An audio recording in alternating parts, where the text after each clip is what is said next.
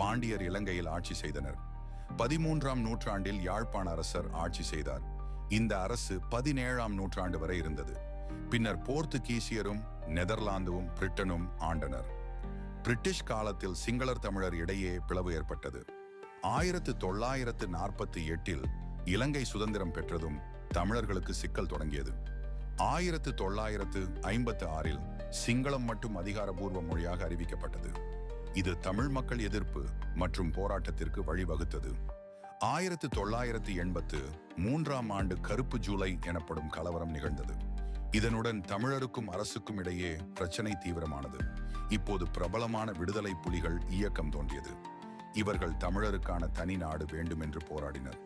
30 ஆண்டுகளுக்கும் மேலாக போர் முடியவில்லை. 2009 யுத்தம் முடிந்தது. ஆனால் பாதிப்புகள் தொடர்ந்தன. ஆயிரக்கணக்கான தமிழர்கள் உயிரிழந்தனர். உலக நாடுகள் இது தொடர்பாக விசாரணை